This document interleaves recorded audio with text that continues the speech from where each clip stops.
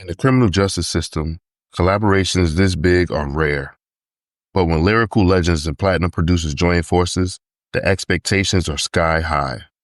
Detective Taurian B and Detective First Class Regg investigate how Nas, AZ, Foxy Brown, Nature, Dr. Dre, and the Trackmasters built the firm, only to discover that power, ego, and glossy production might have been the real culprits. This is Case 269, The Firm, the Order Album. in the court. Welcome to another episode of Rap in Order. I'm First Class Regg. And I'm Taurian B. Man, it's been almost a whole month. I thought it was a month. We recorded in September. Okay, so our last episode came out October 10th. That's what it was. Mhm. So, yeah. So it's been a month for you guys Mm-hmm. since you've heard from I'm us. sorry we had you guys waiting. Yeah, What man. was going on. Scheduling, being a father, You know? Reg being Reg. Yeah. I mean, well, that means a number of things these days. So, like, yeah, just all over the place. But we're here. We're here. It's nice to Yes. be back. It is. What's been going on? What's the latest? So first, let's just get it out the way. Jeff Pearlman, thank you. Mhm. So one day Reg hits me up and says, yo, Jeff Pearlman just hit me up and said that he has a book and he wants us he wants to know if he can send it to us. And I'm like, Jeff Pearlman, I got his book in my house because I have 3 Ring Circus and then I have the Showtime Lakers book because I'm a Lakers fanatic. So I just read any lore on the Lakers. So Jeff Pearlman, thank you so much for sending us this book. I started it. Reg has started it. Mhm. I'm now addicted to your YouTube channel, and you are one of the greatest storytellers that I've ever been able to watch or see. And yeah, I would love to interview you. That would be fire. Right. We And would love to interview I you. think what's going on now too, which is really cool. I was happy to see that some lore is like taken off from the book from just like his researching skills, right? Yeah. Because from this, it was like, all right, how come nobody's ever thought about the baby that's referencing Brenda's Got a Baby? Right. And from this, he's been able to uncover not only who the baby is, but the mom, and he's been able to reunite them. And all of those clips are going on like viral on TikTok of him talking about it. So you can look that up. But I highly recommend the book. I mean, I'm about midway through, and just the guy's research skills is incredible. He interviewed over 600 people. Yeah. And that's like his spiel when he interviews when he talks about his books. Yeah. I mean, shit, that would be my spiel too. Talking to 600 people about like, just to bring a story together, like it's insane. So yeah, shout out to him, man. What he goes through for like to interview people is hilarious. Like he tells the J.R. Ryder story, like how he just pulled up at his house. Like he went to J.R. Ryder's house to interview him, and like it like he could have got shot. Yeah, that's you know, like he went into Oakland to like that neighborhood. I forgot the name of it, but the neighborhood where like Tupac is from, and like where he lived with his mom, and like it's one of the most dangerous places that you can go. I want to say it's called the Jungle or some shit. That's that raw journalism that I feel like we just don't have anymore. Like we're not, it sounds so crazy to us now, but like back then niggas was doing that all the time. Like they could just put themselves literally in danger. Even back in the day, like for something like the weather, like they would be out there in the middle of a hurricane in the thick of it. Like, like we're here. This is what's happening. Yeah. So again, thank you, Jeff Pearlman. You know, I think it's criminal that Winning Time was canceled after 1 season. I know that like they took your story and like they just kept going, but I think that they should have kept telling the story, especially because the show fucking ends on the Lakers losing. Yeah. That blew my yeah. But yes, I'm like over the moon that you reached out to us to read your book and review it. And when me and Reg are finished, I think that we should like do an episode dedicated to reviewing his book. It's well worth it. Yeah. But it was like an honor that you sought us out and wanted us to read your book, Jeff. Like I think that's dope. Like this is probably like this is up there with the Swiss Beats interview for us. Yeah, absolutely. So thank you. Absolutely. You know, so hopefully you will be on that episode when we'll reach out to you and we'll get that going. But just wanted to just get the episode started by saying thank you, Jeff Pearlman. Yes, indeed. Only God can judge me. So What else is happening right now? What So else is happening? October. Let's run it down, right? All right, cool. Earlier this Yeah, month. I literally made it like a list of stuff like albums that came out and stuff like that. So let's Even before that, like earlier this month, I had Comic-Con. I know you couldn't make it. I could not go to Comic-Con. Yeah, Comic-Con was a good time this year. There was a lot of great costumes. I didn't spend as much money as I thought I would, so that's great. Shout out to Ed. We kind of just mobbed out together. Ed bought some cool shit. I bought some art that I got to figure out. I keep just buying art and I'm just like, yo, fuck it. I'm just figure out where to hang it. Yeah, man, frame it, hang it. Yeah. So I want to be more intentional next year though for when I go and like actually go to some panels. Okay. Because there was some cool ones. We just didn't make it to it because it was just so packed. Okay. Yeah, but Comic-Con, all in all, it was cool. What else? The movies. I saw one battle after another. Yeah, I saw one battle after another. I really like. You wanna know what sucks is when you leave a movie and you really enjoy it. Yeah. Telling people like, yo, I enjoyed it so much, blah blah blah. So obviously, because I'm a parent, sometimes me and Sarah can't see movies together because one of us has to go when the other one has the baby, vice versa. I know I took Mav to see Superman, but I'm very realistic in the fact that I got very lucky that day that I got to see Superman. Yeah. So Sarah went to go see it and she kind of fucking hated it. She didn't like one battle after another? She said that it kind of just felt like she said that it kind of like felt like it was kind of like pandering.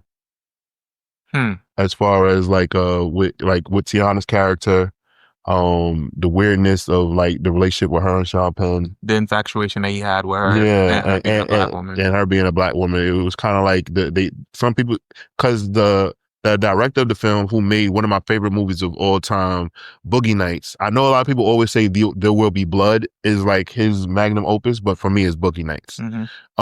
But you know, his wife is from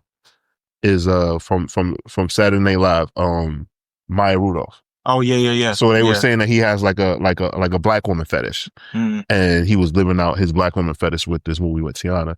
And then also my mom also kind of didn't like it. My mom was like, "So you mean to tell me she just goes up to Sean Penn and tells him to jerk off on their first interaction?" I was like, I mean, maybe they already knew each other. They didn't tell that backstory, and I don't know, but like, I think it just sucks how people like were picking it apart. And I was like, yo, it was a good movie though. Yeah, that movie was that was a really good movie. I think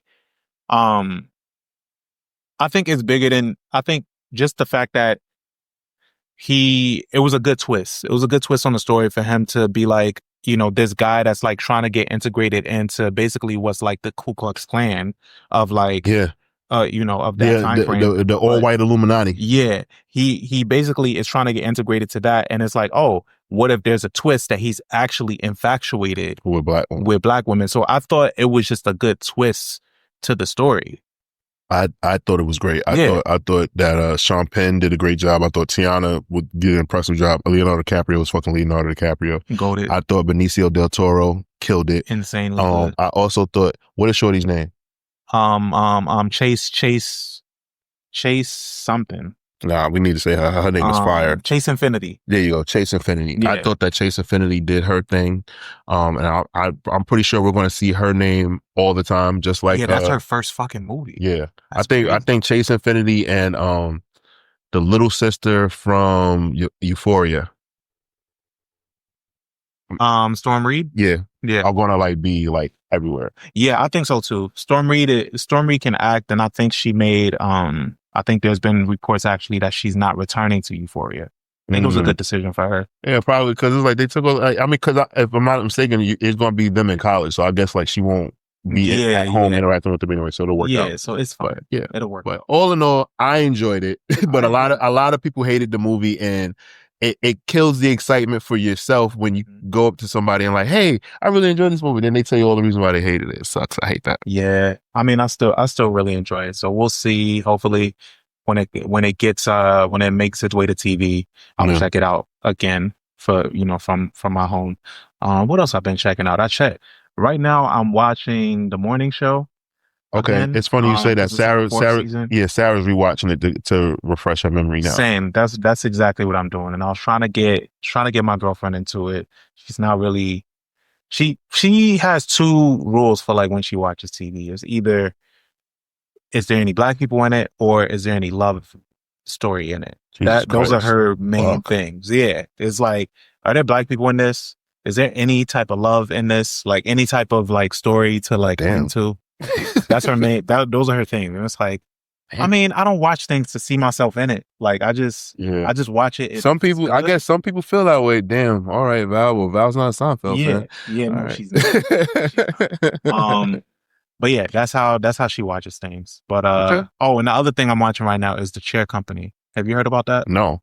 So The Chair Company is from Tim Robinson, who he does like really awkward comedy. So you know that movie that came out called Friendships with Paul Rudd? Yeah. And people were calling it like I love you man on drugs. Okay. That guy. So that guy, who happens actually to be from Detroit, he's really good with his writing. Basically, this show is he lives in Ohio. He's in charge of opening up this mall because in the Midwest, malls are like still really popular. Okay. So he's in charge of opening up this mall. He goes to go make like a speech about it of like, this is what we're doing, blah, blah, blah. He does this really good speech. He goes to go sit down and he falls. Like his chair collapses and everything, falls. So after it falls, he gets embarrassed. Everybody's like, oh yeah, whatever. But he gets really anal about that moment. And he's like, who is his chair company? Right. So he looks up the chair company, tries to send them an email, it bounces back, tries to call him, bounces back. So the nigga looks up where the headquarters is, goes to the headquarters. It's desolate. Nobody's there. So he's like, all right, you know what? Maybe I'm in too deep on this. So then he goes to his car to leave and this dude is trailing behind him, pins him down, and he's like, yo, stop trying to look into Tekka. Hits him over his head with a crowbar.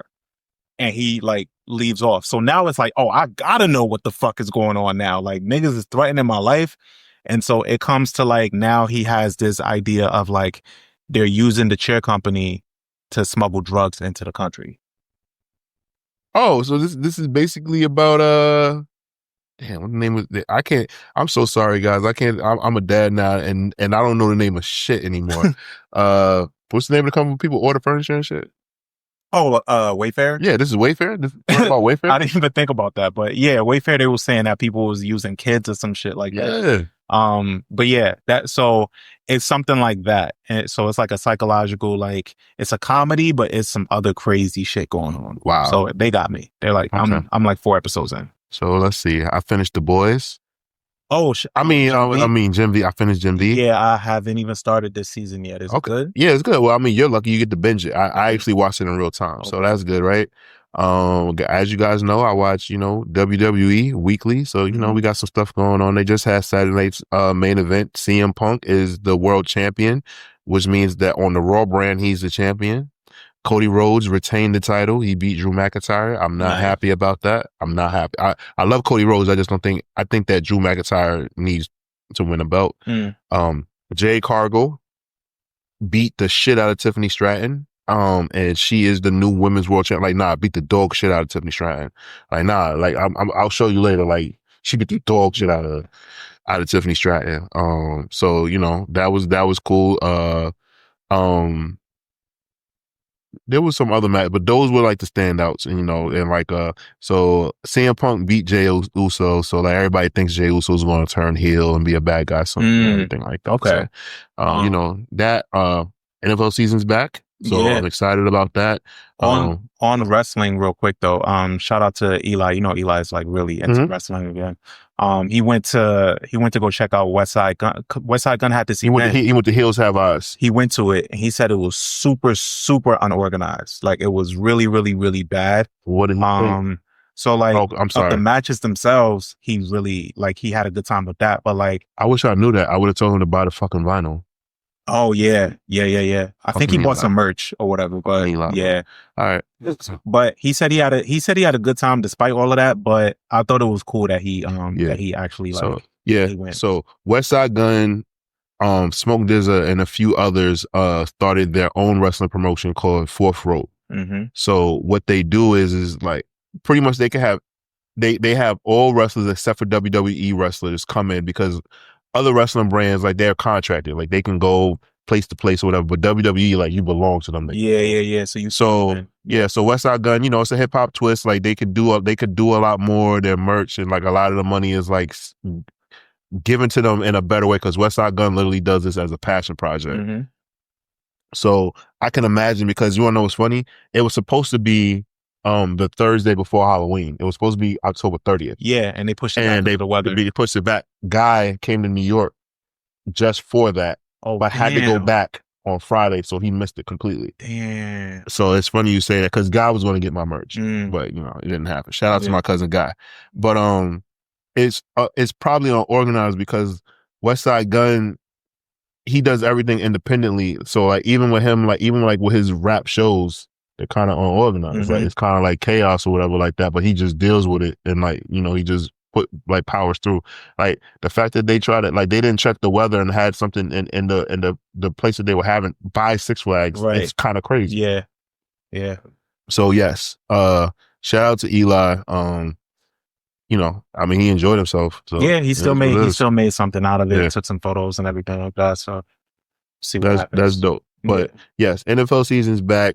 My Giants season is already over. Cam Scatterbull broke his leg and it went and his ankle and it was turned sideways. Yeah, bro, it fucking sucked, man.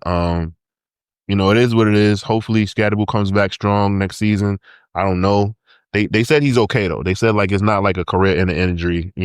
Guys are coming back from compound fractures now and shit like that because of technology. Yeah. Season's shaping up pretty interesting. The NBA is back, and we got the Tres Leches Lakers. My Lakers, baby. Yes, Austin Reeves and Luka Doncic and the other white guy are doing great. It's gonna be interesting when LeBron comes back though.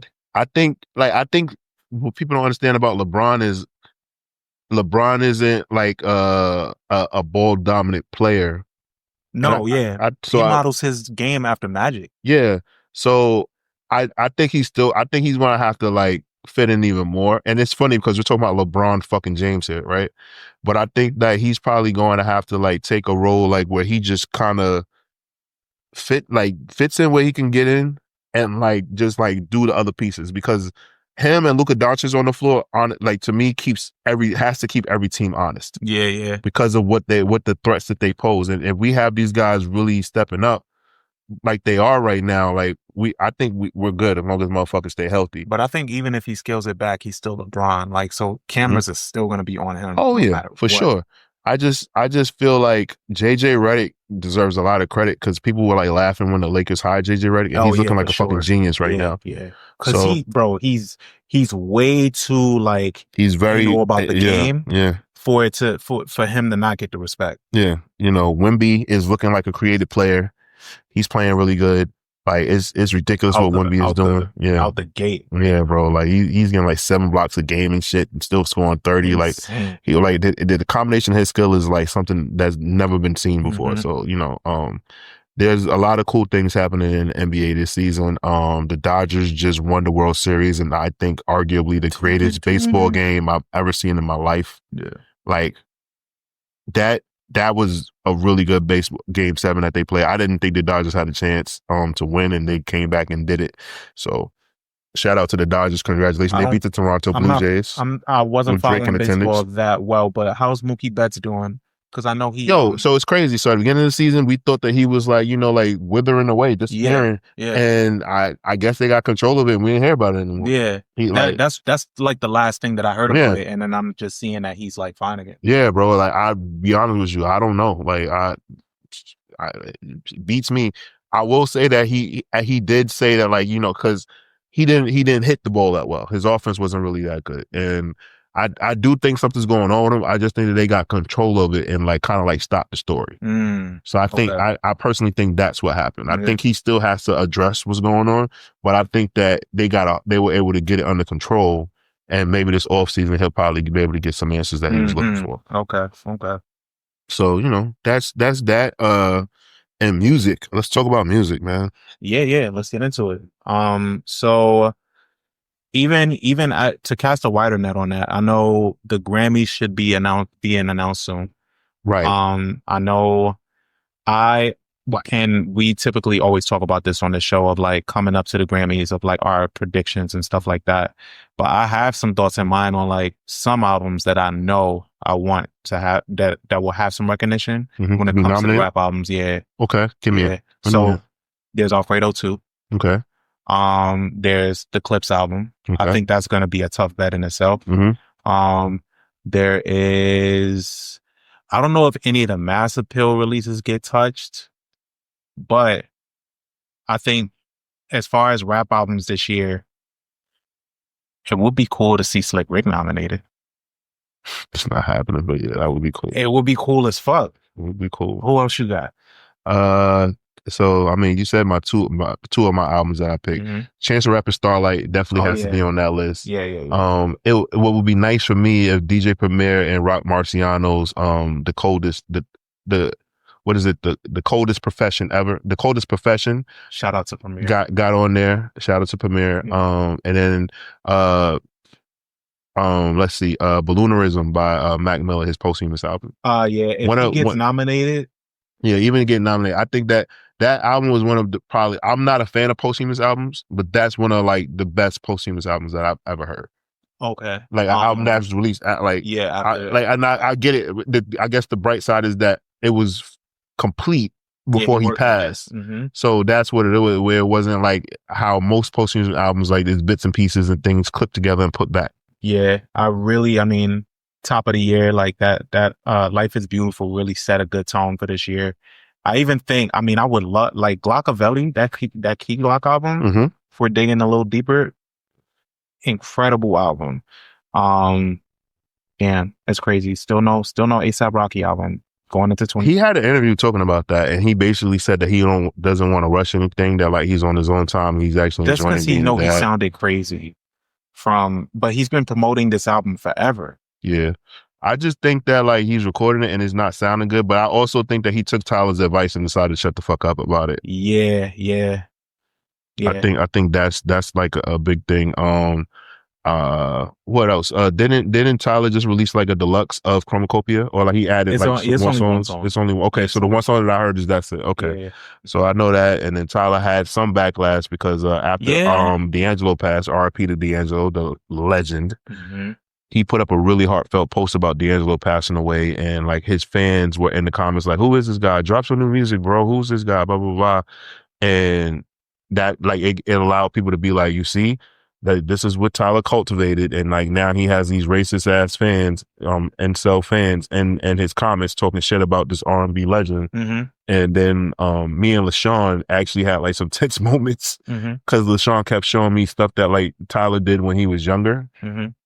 That he did with like I think he had like a Sambo t-shirt of like some Jigaboo blackface characters, and he wore KKK hoodies and stuff like that. Yeah, it was a different time on the internet. It was it was like, and it's so difficult to explain because the funny thing is I didn't even know Tyler did any of that shit, to be honest with you, because like I wasn't in tune with Our Future when they were on Tumblr. Like I became more of a Tyler fan personally during Flower Boy. Flower Boy. So yeah, because Flower Boy came out before Igor. Flower Boy then Igor, right? So Flower Boy was like that album. Cherry Bomb, I played it, but that's what made my little brother a fan, Thomas. And in turn, Thomas being such a fan of Tyler, it made me listen to Tyler so I could connect with him. But you know, me and LaShawn just had the back and forth. Anyways, I'm going to Camp Flognon next week. Yeah, word. So there's that.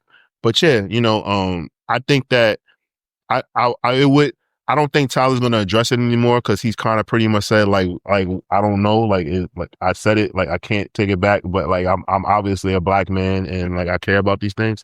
I just think if you like Tyler, you like Tyler. If you don't like Tyler, it's completely fine. I get it. He's annoying. Certain things that he says. And just move on. That's the unfortunate part about having a digital footprint and growing up in this era where like we've all been online for 10 plus years, right? So like you now is not a reflection of how you were. So like you might see your old posts and just cringe, like, look at how I used to talk. Oh my God. My Facebook reminds me of that all the time. Yeah, when memories and shit pop up and it's like, what the fuck was I on? And y'all was liking this? Like, what the fuck? it makes me realize, like, yeah, my parents really wasn't online back then. Yeah, like you just saying shit like you, because to you it's like yelling into the abyss. Yeah. But there's people that actually see that stuff. Yeah. So, you know, when you get a digital footprint and we're growing up in that era as millennials, imagine being Gen Z and this is the only era that you know. Like, we grew into that stuff. Yeah. And then we kind of just took advantage of it and just, you know, and then we grow up and it's like, I'm barely on Twitter. I don't really go on no more. Yeah. You know, it's so funny. Yeah. Because like my dad doesn't understand like why Mab isn't on social media. Mm-hmm. And like he can't. I'm like, you have a picture with him though, but like he wants like he was like, yeah, but I took a picture with him and he was wrapped up in a blanket. I'm like, yeah, because he was a newborn baby. And like I was like, it's not that deep. You have the picture. Yeah. Like, who is it for, really? I have it for myself. Right. And you have it. Yeah. Like he don't understand it. Yeah. Yeah. He don't get it. It is what it is. Yeah, it is what it is. He'll live. But yeah. So all in all, some amazing rap albums this year. I think the rap competition is going to be really steep. I know you saw the thing about what they're doing for country albums. They're separating it. So they're basically doing black country albums and classic white country albums. Yeah. Since Beyonce won last year, they were like, this can't happen. They were like, listen, they were like, Beyonce can win all of the contemporary country albums if she wants, but she would not win classic country. It's so fucking shameless because it's like, man, if y'all did this before this album, then I would have understood. But it's so shameless. They're just like, yeah, like, nah, let's separate this. Let's fix this. I wonder, okay, let me be devil's advocate on that. Just cause. Is it because like what Beyonce, like when her country album still had other musical influences in it besides just country, and they were just like, well, it's not classic country, like this is like country R&B. So do you think like maybe that's how they took it versus, because like, all right, let's take a Morgan Wallen album, right? He has like a Lil Baby feature, right? And I think he's going to get like a Drake feature on his next project. So do you think like they will put him in classic country, or do you think they will put him in the contemporary or the updated urban country or whatever it's called? Nah, he's going to go in classic country. Okay, cool. I think so. Okay. I just think, I think it's just a blatant attempt to separate it because she seemingly opened the floodgates and put people like Shabuzi and a Tanner Adele on a pedestal now, and she opened the floodgates for them, and so they're trying to stop the gates from opening too wide. Okay, that's all. Got it. I just like I said, I just wanted to be devil's advocate with that. But yeah. So in all, we will take this and just pivot into today's album.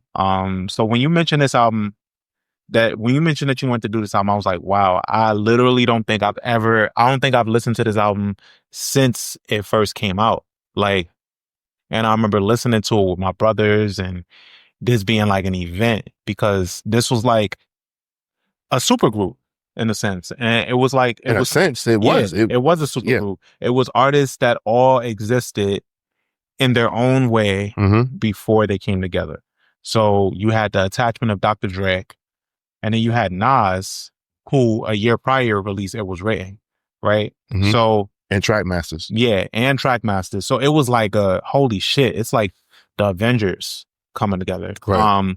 And this album, you know, people expected more than what it gave at the time. And I just wrote like a tidbit here that I'll read to our listeners and viewers.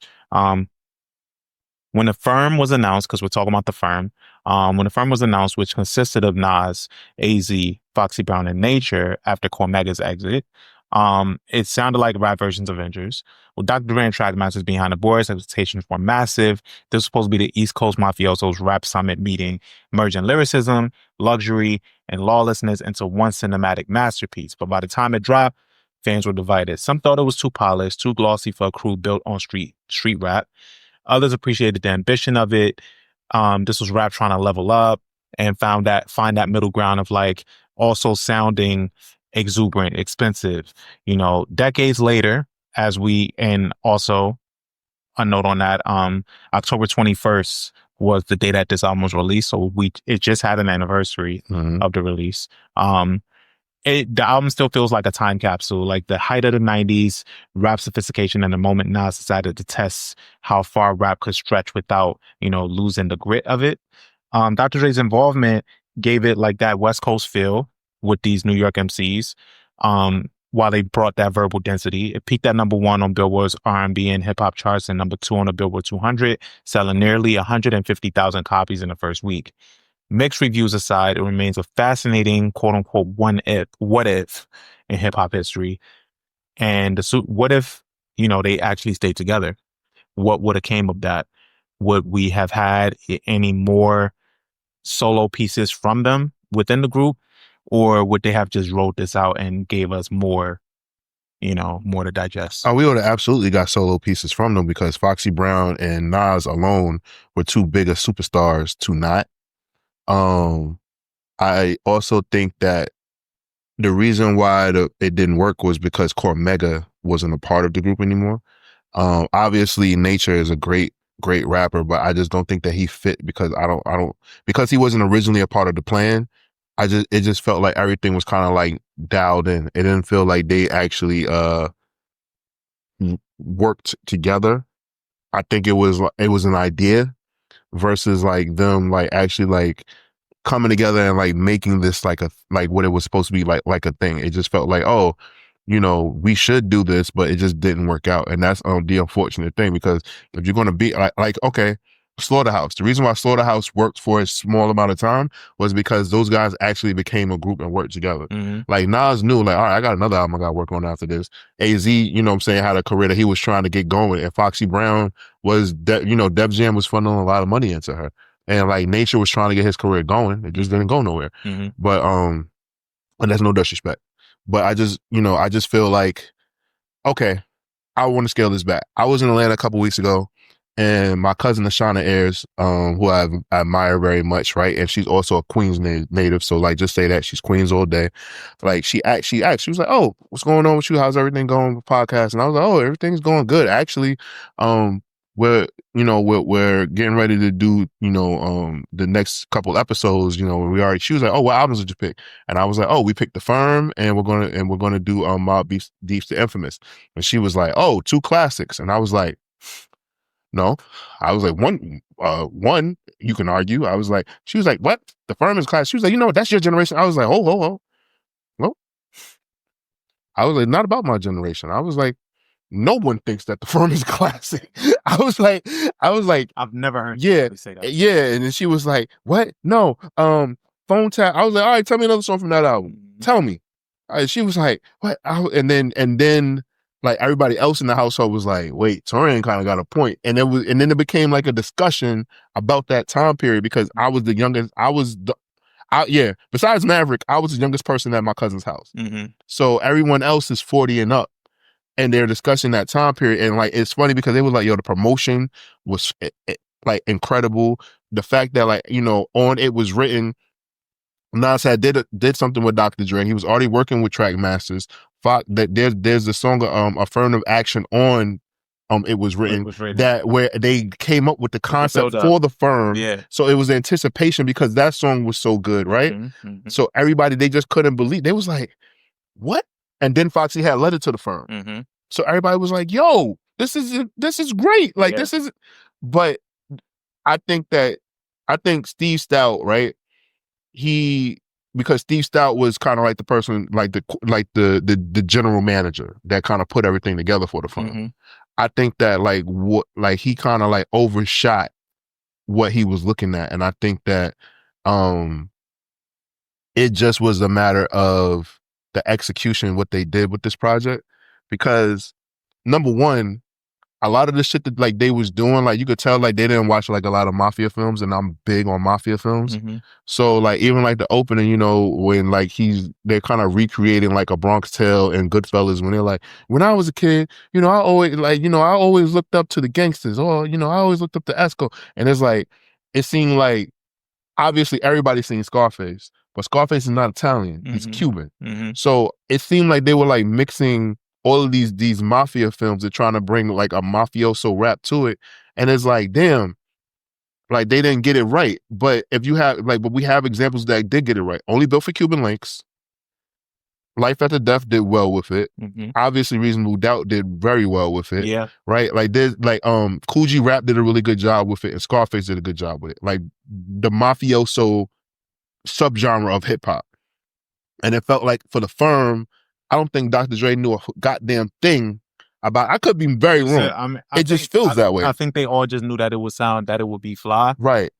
With all of them being together, and they just was selling it off that and nothing else. Right. Like even like with the production, like it just like I guess for me, my brain won't get off the fact that the concept of the album is that this is supposed to be some mafioso like crime syndicate, but the production just didn't give that, and it just and I guess Dre and the track masters kind of like made not happy beats, but it's like it seemed like Phone Tap mainly to me was the only song where they got it. Yeah, Phone Tap was brilliant. Like the over the phone rapping and like the beat. I even was watching the video the other day, and I'm like, I see what they was going for. It just didn't really, like you said, it probably just would have took some more like research to capture it. Have you watched the Firm Biz video? Yeah. Recently? I watched that recently with Dawn Richards like, sang that part. But even that kind of like missed the mark a little bit. Cause it's like, damn, I see what y'all are doing, but like just bring it in. Yeah. They sample Square Biz on that from Tina Marie. But yeah, it's just it has these moments on it that's like would be bigger. I do, however, feel like an album like this, if they decided to lock in now, or not now, but like maybe in the 2000s, it probably would have had a different... Because they would have been more mature. You got to remember, at this time, Nas is like 22 as well, right? Yeah. So he's talking about something that like, I think that he didn't have...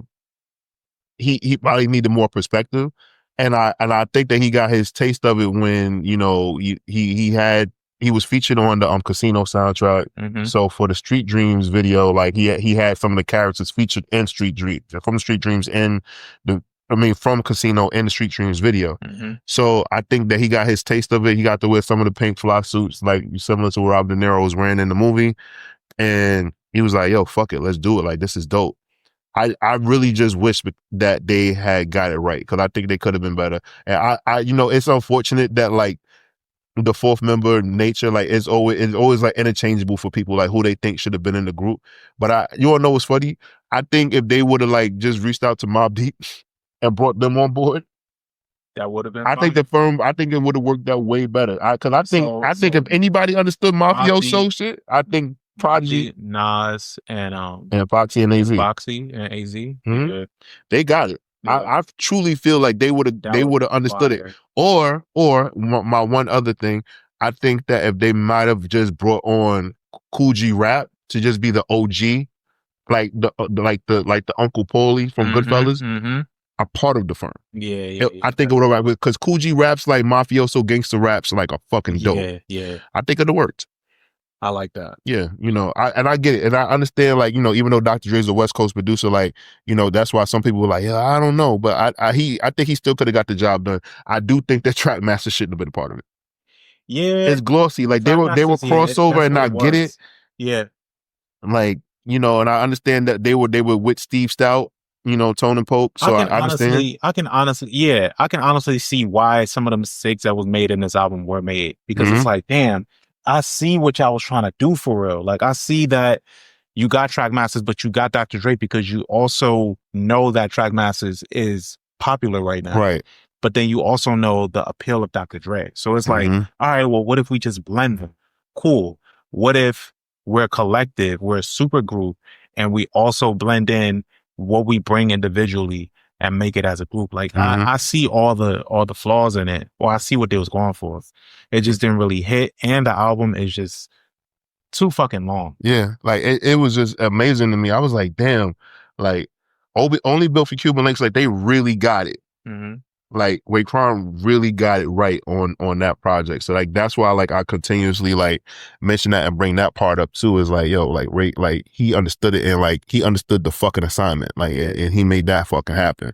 What else did I want to talk about? Right? Oh, at this time, can you believe that Foxy Brown was only 17 years old? Yeah, insane, bro. Like 17. It was like, yo, like, and I'm saying is like 17 years old. Like I do like it. Like 17 years old was looking like that. That's like, that's insane, motherfucker. Like, goddamn. Insane. But, you know. Because they, and at that time, you know, because shit, look at Little Kim in 96 with Hardcore. Nah, but Foxy, like, she could have been a model. Kim. You don't think Kim looked, well, Kim didn't look 17 was my point.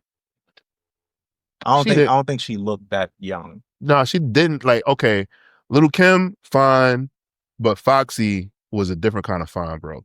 Like, let's just say that. Like, what I'm saying is like, Little Kim was cute, right?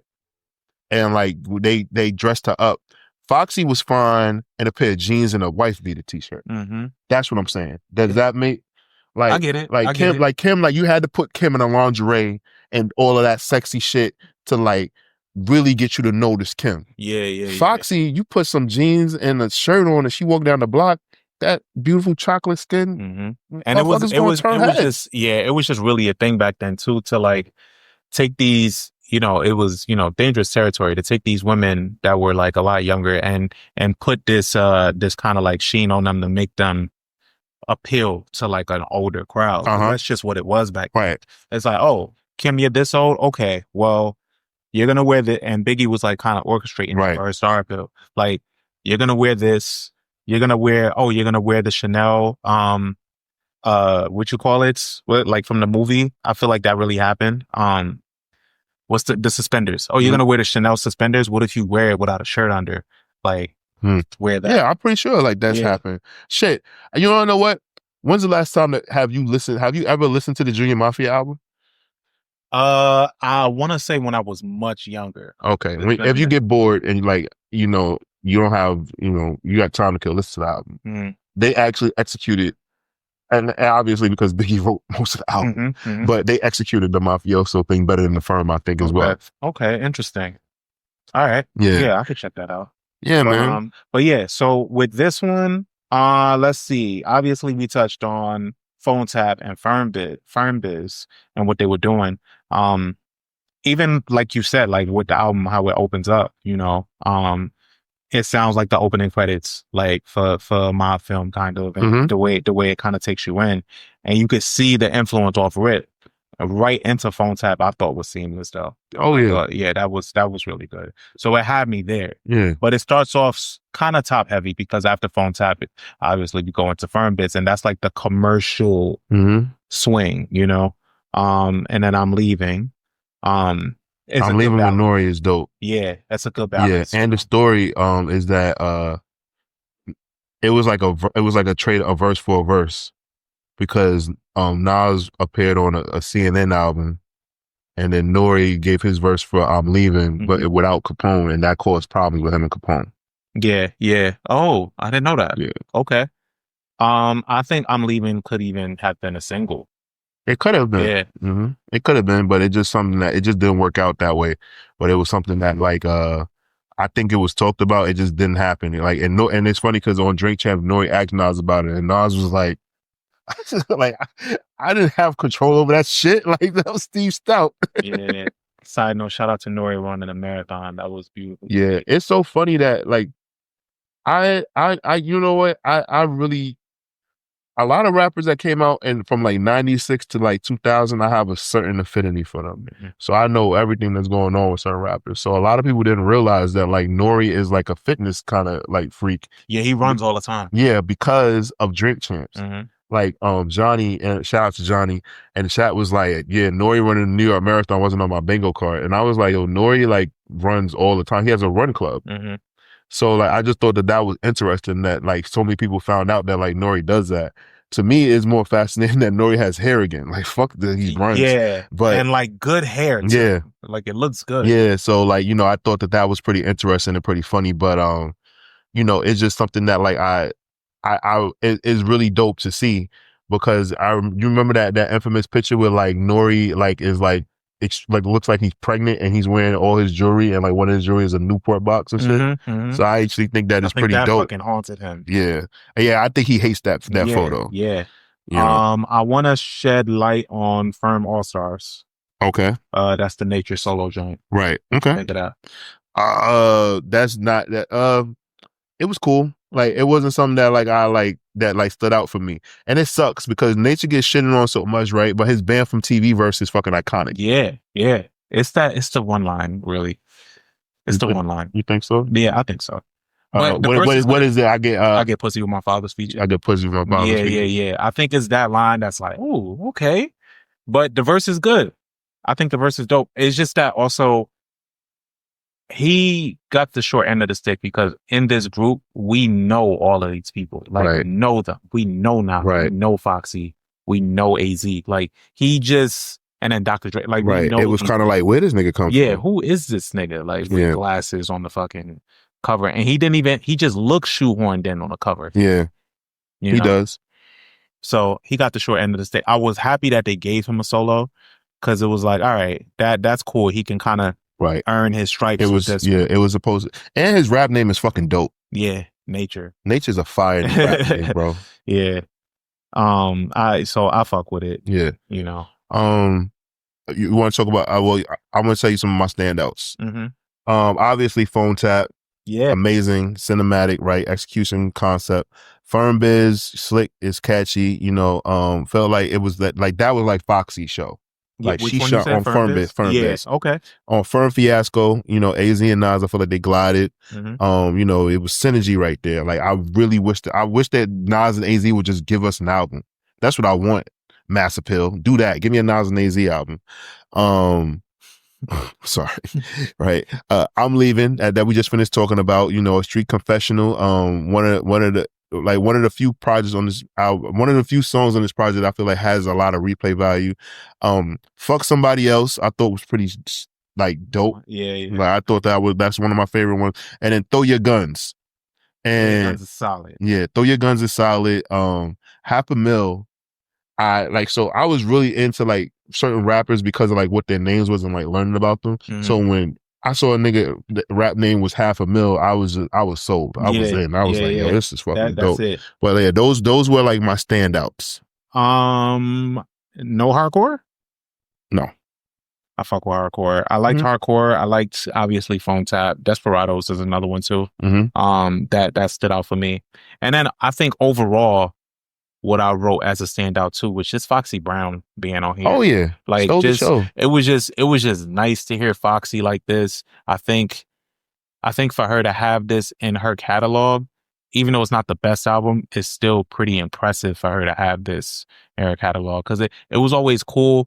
Even I think when we was growing up in general, the women in rap when they showed up on albums like this and just songs with all the guys, they would show the fuck out. Regardless if they wrote it or not, they would show out. Do you think that was by design? For sure. Okay. Before I get to the other part. I mean, shit, perfect example is like how Kanye built Monster around Nicki Minaj. Yeah. Like to give her that moment. And that's a selfless part of creating, right? Because there's no ego in that. It's kind of like he did for 2 Chainz. Right. It's like, yo, I built this around you to have the moment, you know, and I think they used to do the same for women in rap in the 90s all the time. Yeah. Listening to this, like, obviously, for me, Kim is always going to be like the top and like I think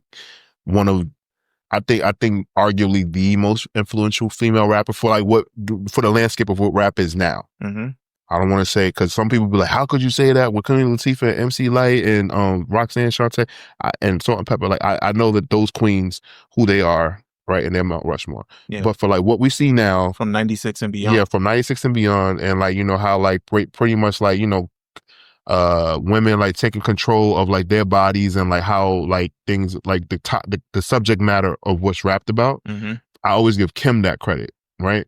But then also with Foxy, it made me like realizing like want to start championing Foxy more. Is like what she did was like she was like the queen of stealing the show, because there's so many songs that Foxy stole the show. Do you think Foxy and Kim not getting the same recognition on the same wavelength has anything to do with colorism? No, I think it has to do with who each of them like. So Kim is always going to be affiliated with Biggie. Yeah. And I really don't think it's colorism. Okay. I think it's less about colorism in that sense, and it's more so that like Kim kind of like never left the spotlight. in a sense, like until like later in her career. Yeah. Like Foxy, it was like she blew up and like it was great, and then like it's kind of like she became not like it's like she didn't become a crossover star. Like Kim literally became I know what it is. A crossover star. Like Kim was doing campaigns with Versace. Yeah. Like basically like, you know, like it's like Foxy kind of stayed just in hip hop. Yeah. And Kim became this crossover icon. Like the minute she was at MTV Awards and had that one titty out and Diana Ross touched that titty. Diana Ross touched that titty. Yeah. Touched that titty. Touched that titty. It was out of here. Yeah. Like, and so truthfully, like that's also what has. I think that's a good point, but I think also what has something to do with is Emil.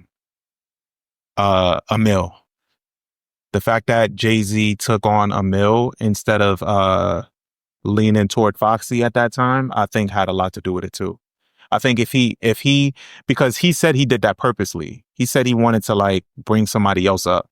You know, and I think he just wanted to separate himself from the Foxy thing. Because he didn't have a piece of the pie with Foxy. Yeah. So with Foxy, like she got her deal. You know, her cousin was Clark Kent, R.P. Clark, and he wasn't making money off of her. So he was like, yo, I gotta get another chick. But I think and pretty much, yeah, Emil was light-skinned Foxy Brown. She absolutely was, but Emil didn't have the work ethic. Like that's the story. Like we always hear the jokes like, yo, what happened to Emil? Like, and you know, not the same as Half Emil who appears on the album, Emil, the female rapper. That's on Can I Get Her? Nobody knows who we're talking about. Major coin. Yeah. So, you know, I just think that excuse me, that was something that Jay-Z tried to do and Emil just didn't want it.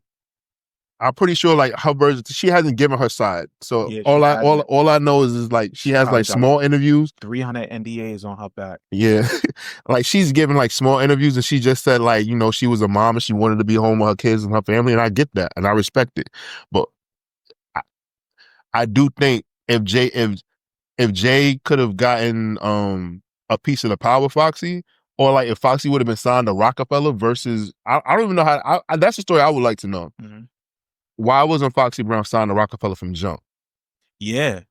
I would like to know that because and then she had her second bad at it and then the hearing thing happened. Yeah, right. Yeah. And yeah, so you know what I'm saying? Like, and it just never worked out for her again because of health reasons, her ear.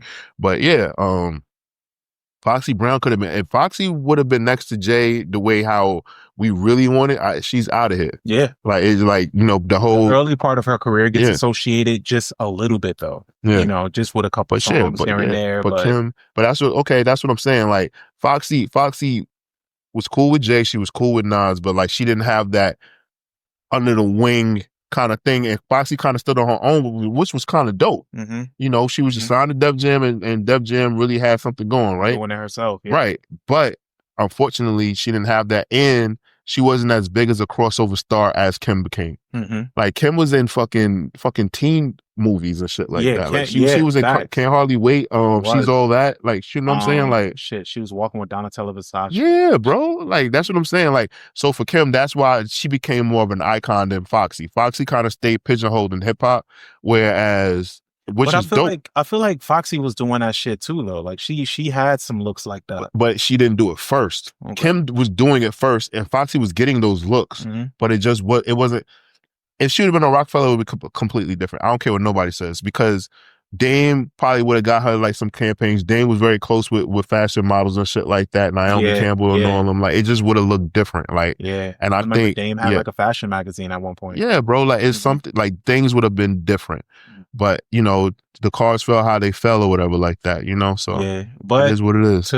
But to circle back to our original point, like, Foxy definitely held her own with the guys, and she was super, super entertaining to listen to. And that's no different on this album. I think she's just one of the standouts on this. I think where this album suffers is the focus point, right? Like, I think you have a lot of these rappers, they didn't really have a blueprint for what they were doing.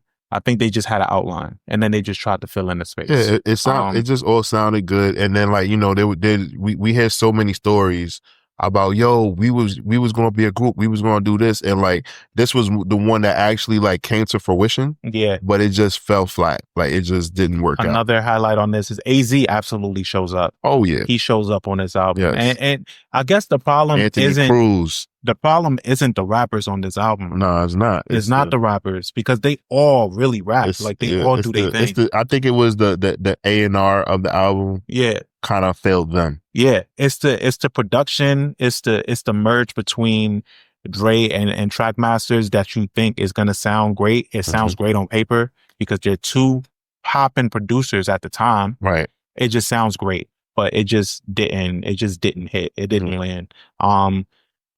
Yeah, everybody did what they had to do. And even so, you fast forward to a song like Full Circle from King's Disease, where they all reunite and they all rap and they sounded great. You know, it's just evident. I thought that it would put the fuel to like have them maybe do something again or try to, but that was it. That's it. Yeah, that was it. And I'm good with that. Yeah. Because I also think now, them all being veterans and stuff like that, some of them know their worth, know what to ask for, know how to get money out the budget.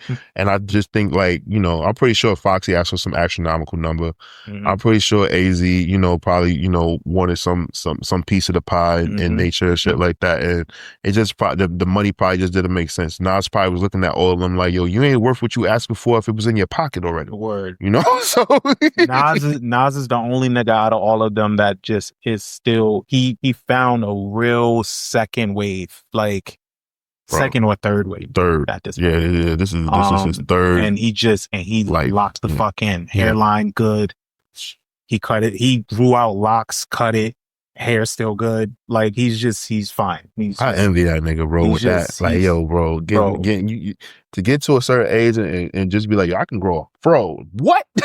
and get locked out of nowhere. Yeah. Like, what the fuck? And then like, you see Hove got the secret sauce though, because you know, his girl has a hair care line. Yeah. So we know what that's about. Yeah. So, you know, he gets the secret sauce. Yeah. It's not a fucking lace front Nicki Minaj. Nah, that's crazy. All right. She said, Jay-Z, take off that fucking lace front. It's like, bro, she is crashing out. But yeah, you want to get to your final thoughts? Yeah. So I'll tell you why I feel like the album, what worked and what failed.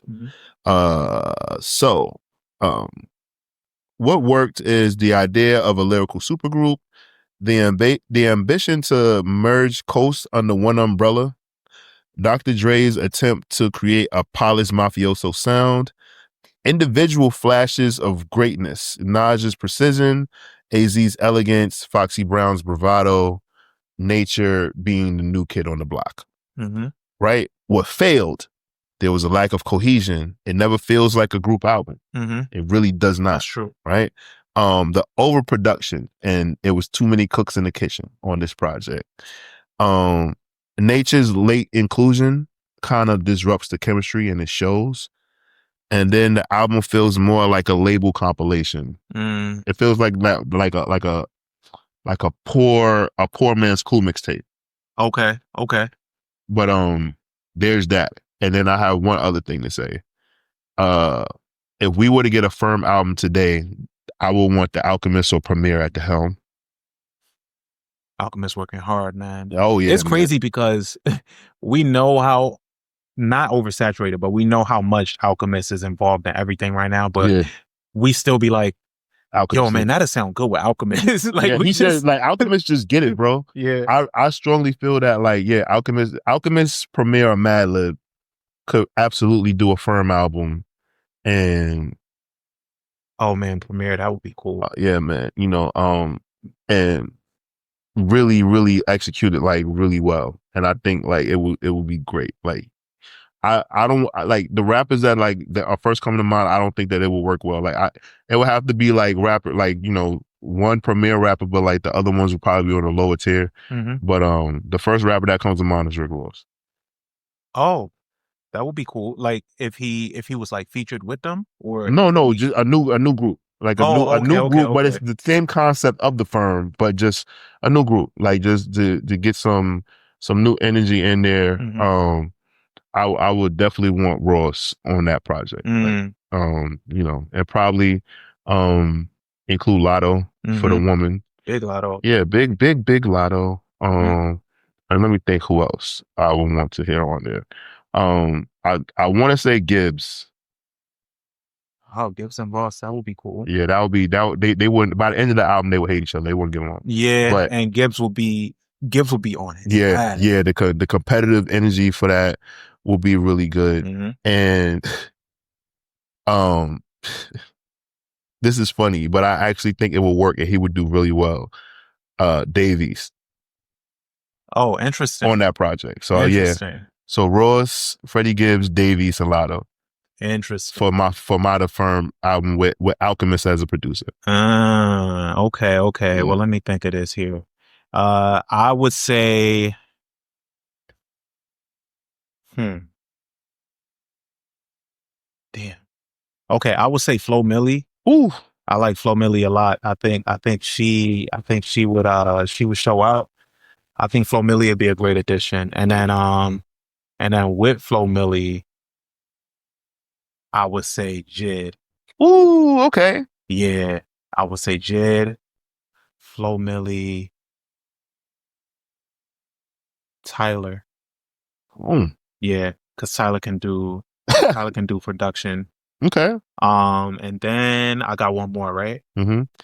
Tyler will be like Steve Buscemi in Reservoir Dogs. Yeah. He'll be like the wild card. Yeah, the wild card. I see the vision. And then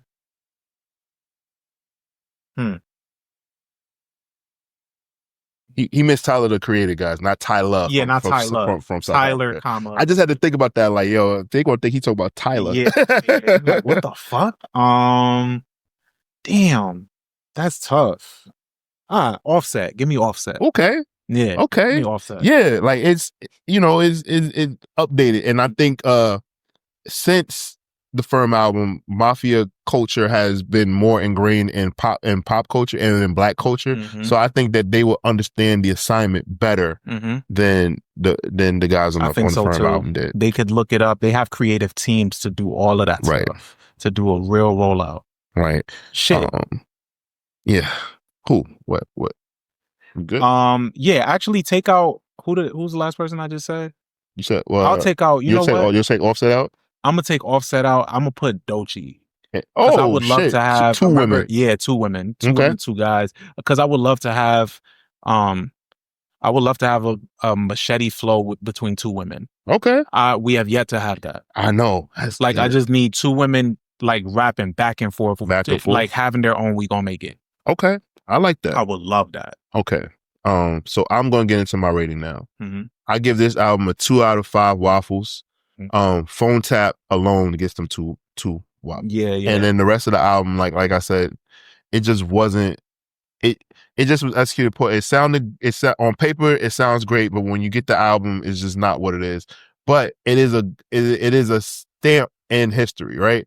And I think that speaks volumes, right? Because typically bad albums don't get remembered. Yeah. They get forgotten, right? Yeah. But this album, the conversation always comes up and people always want to say, yo, it was a classic, right? Because people love it what is. Yeah. Yeah. So I think like that speaks volumes about this project, is that even though this album was critically and amongst fans like panned as a bad album, people still have they have a good response when you speak about it initially until you remind them like, nah, Playboy. Exactly. Yeah. So. I mean, and that's literally the essence of this show, because the shit like that comes up all the time, and you're like, yeah, wait a minute, player. When the last time you listened to that? You know what I'm saying? You talking about your 97 ears? Right. Let's update your ears to 2025. So that's what happens all the time. But yeah, I think I can echo your sentiment about the rating and actually also give this a 2. I think Phone Tap is just so good. It just speaks for itself and lands on its own. And it's part of the reason why people confuse the lore around this album, because it just looks so good until you listen to it and you get to like track 7 and you're like, what the fuck am I doing? Like, am I really along for this ride for 16 songs? It's around there that I typically kind of just like back out of the album. But a lot of things I already said that work for this album. But there's a lot also, unfortunately, that just doesn't work. We already talked about the production. The rappers themselves show up. you know, but it just never feels like they show up together. Mm-hmm. Right. So, and that's a big issue. So that alone, you know, I'm comfortable with it too. I think you guys, like we said, this album came out in 97. That's almost 20 years ago. It's fucking crazy. No, that's over 20 years ago. That's almost 30 years ago. So I think you guys owe it to yourselves to just listen to this album, see how you feel about it, and let us know what you think. I'm First Class Regg. And I'm Taurian B. And we're out of here. All right, we'll catch you guys next time. Dun dun.